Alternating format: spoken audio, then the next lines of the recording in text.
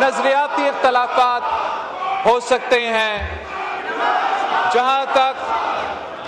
اس ملک کی سلامتی کی بات ہے، جہاں تک اس ملک کے دشمن اور مخالفوں کی بات ہے، اور جہاں تک ان دہشت گردوں اور ان درندوں کے مقابلے کرنے کی بات ہے، تو نہ صرف اس پورا ہاؤس کو ایک ہونا چاہیے مگر اس پورا ملک کو ایک ہو کے ان کا مقابلہ کرنا پڑے گا۔ اور انشاءاللہ تعالی جناب اسپیکر، کہ ایک بار پھر تو دہشت گرد اپنے سر تو اٹھا رہے ہیں، مگر شکر الحمدللہ پاکستان نے پہلے بھی ان دہشت گردوں کو شکست دلوائے۔ پاکستان کے افواج نے، پاکستان کے سیاستدانوں نے، پاکستان کی سول سوسائٹی نے اور پاکستان کے عوام نے انہی دہشت گردوں کا مقابلہ کر کے شکست دلوایا، اور ہم نے پاکستان کے سرزمین پہ وہ کام کر دیا جو تمام نیٹو فورسز اور پوری دنیا ایک ہو کے افغانستان میں نہیں کر سکے۔ ہم نے، پاکستان کے عوام نے قربانیاں دے کے، شہادتیں قبول کر کے ان دہشت گردوں کو پہلے بھی شکست دلوائے، اور انشاءاللہ تعالی ایک بار پھر ہم ان کو شکست دلوائیں گے۔ جناب اسپیکر، ہم ایک سال پہلے 26 امینڈمنٹ پاس ہوا، اور اس 26 امینڈمنٹ میں میرا اور پاکستان پیپلز پارٹی کا پورا کوشش تھا، ہم نے مہینوں کا محنت اس بات پہ لگایا تھا کہ ہم کوشش کریں کہ کنسنسس کے ساتھ آئین سازی ہو، جیسے ماضی میں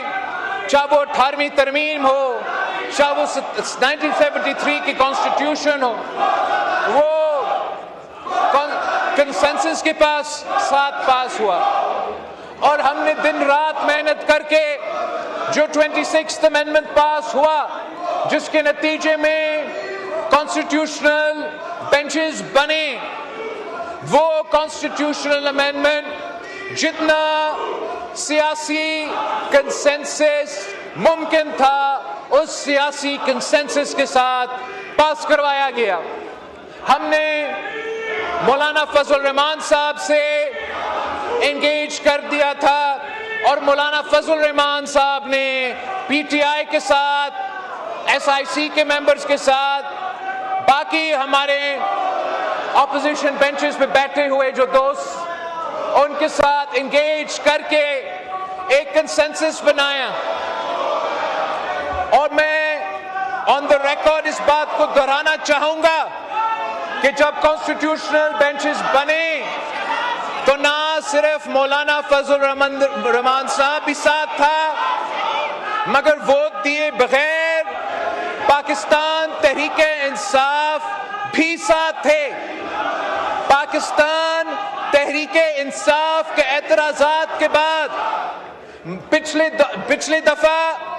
ہم نے آئینی عدالت کے بجائے آئینی بینچ بنایا۔ تحریک انصاف کے اعتراضات کے بعد پچھلے دفعہ ہم نے موجودہ جو اس وقت کا چیف جسٹس بیٹھا تھا اس کو نیا کانسٹیٹیوشنل کورٹ کا سربراہ وہ نہیں بن سکا۔ یہ تمام ان پٹ پی ٹی آئی وایا مولانا فضل الرحمان صاحب اس امینڈمنٹ میں موجود تھا، یہاں تک کہ جب مولانا فضل الرحمان صاحب اس 26th امینڈمنٹ پہ ووٹ دینے جا رہا تھا، اس نے پی ٹی آئی سے اجازت مانگا کہ اگر آپ اجازت دیتے ہو تو پھر میں اس پہ ووٹ ڈالنے جاؤں، آپ اگر منع کرتے ہو تو میں ابھی بھی ووٹ نہیں ڈالوں گا۔ انہوں نے ہم سب کے سامنے مولانا صاحب کو اجازت دیا، اور آئینی ترمیم 26th امینڈمنٹ ہو گیا تھا، مکمل ہوا، ہم نے وہ اس مرحلہ سے گزرا۔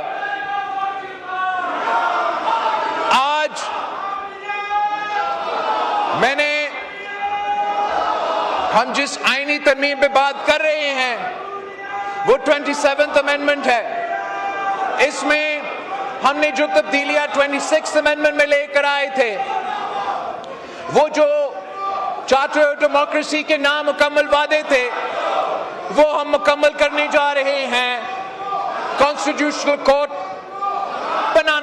بنانے جا رہے ہیں اور ساتھ ساتھ جو آرٹیکل 243 میں جو بھارت کو شکست دلوانے کے بعد آپ نے یہ فیصلہ کیا کہ وہ ہمارا آرمی چیف آف سٹاف کو فیلڈ مارشل بنائیں گے. ہم نہ صرف اس فیلڈ مارشل کی رینک کو عہدہ کو آئینی تحفظ دلوا رہے ہیں مگر جو ڈیفنس کی ہمارا آئین میں جو ڈیفنس کے انسٹیٹیوشنز میں ادارے ہیں ان کے بارے میں کچھ ترمیم لے کر آ رہے ہیں. پاکستان پیپلز پارٹی اور میں یہ سمجھتا ہوں کہ کسی امینڈمنٹ کا اصل اسٹرینتھ کسی لیجسلیشن کا اصل اسٹرینتھ یہ نہیں ہوتا کہ وہ کتنا بھاری اکثریت سے آپ وہ آئین سازی یا لیجسلیشن میں ترمیم لے کر آتے ہو. کسی آئین کا قوت کسی لیجسلیشن کا قوت ہو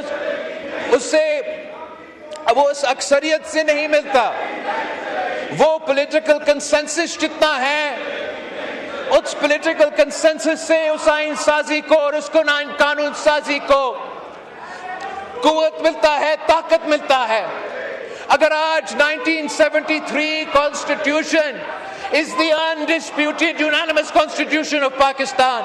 تو وہ صرف اس لیے جناب اسپیکر کہ اس ہاؤس میں قائد عوام شہید ذوالفقار علی بھٹو کے وقت تمام سیاسی جماعتوں نے ایک ہو کے وہ آئینی ترمیم پاس کروایا اور اس کنسنسس کی وجہ سے وہ کوئی آمر بھی آئے وہ کچھ سیاستدان بھی آئے وہ چاہے بھی صحیح تو وہ 1973 کانسٹیٹیوشن کی وہ کنسنسس نہیں توڑ سکے. جب مسلم لیگ نواز نے جب پاکستان پیپلز پارٹی نے ایک اور آمریت کا مقابلہ کر کے ایک آمر کو شکست دلوا کے حکومت سنبھالا تو ہم نے 18ویں ترمیم پاس کروایا. وہ 18ویں ترمیم نے صوبہ خود مختاری صوبے کو حقوق دلوائے ہمارا جمہوریت میں فنڈامنٹل ریفارمز لے کر آئے اور وہ کنسنسس کی وجہ سے اس 18th امینڈمنٹ میں اتنا طاقت ہے کہ جناب اسپیکر کسی کا باپ بھی چاہے وہ 18ویں ترمیم کو ختم نہیں کر سکتے آج دن تک ختم نہیں کر سکتے. اور وہ اس لیے کہ اس 18ویں ترمیم پہ نہ صرف پیپلز پارٹی کی دستخط ہے مسلم لیگ نواز کا دستخط ہے مگر تمام سیاسی جماعتیں اتفاق رائے کے نتیجے میں وہ آئینی ترمیم لے کر آئے. 26th امینڈمنٹ کا کنسنسس میں نے آپ کو بتایا. آج بھی جو ہم آئینی ترمیم لے کر آ رہے ہیں اکثریت تو ہمارے پاس ہے وہ کنسنسس ہم نہیں بنا سکے. افسوس کی بات ہے کہ جب یہ آئینی ترمیم میرے پاس آیا حکومت وقت نے یہ فیصلہ کیا کہ ہم نے یہ تبدیلیاں لے کر آنے ہیں تو انہوں نے پاکستان پیپلز پارٹی سے رابطہ کیا. جب حکومت ایک ترمیم لے کر آتی ہے تو اس کا مطلب یہ ہے جناب اسپیکر کہ انہوں نے دفاع ادارے سے مشورہ کر کے یہ فیصلہ کیا کہ دفاع دنشے میں کوئی ترمیم کوئی اصلاحات آ رہے ہیں. جب حکومت کوئی ترمیم لے کر آتے ہیں اس کا مطلب ہے کہ انہوں نے عدالتوں سے ججز سے لائر سے اپنا لیگل ایسپیکٹس کو دیکھ کے جو عدالت کے ڈھانچے اس میں ترمیم لے کر آئے ہیں وہ بطور پاکستان پیپلز پارٹی کے چیئرمین آئے تھے. میں نے یہ ترمیم اپنا پارٹی کے پاس لے کے گیا. سینٹرل ایگزیکٹو کمیٹی کے دو دن ہمارا بیٹھک ہوا اور ہم نے یہ فیصلہ کیا کہ ہم حکومت کے ساتھ دیں گے. ہم چارٹر آف ڈیموکریسی کا نامکمل مشن کو مکمل کریں گے اور ہم عام آئینی عدالت بنا کے رہیں گے. ہم نے یہ فیصلہ کیا کہ جو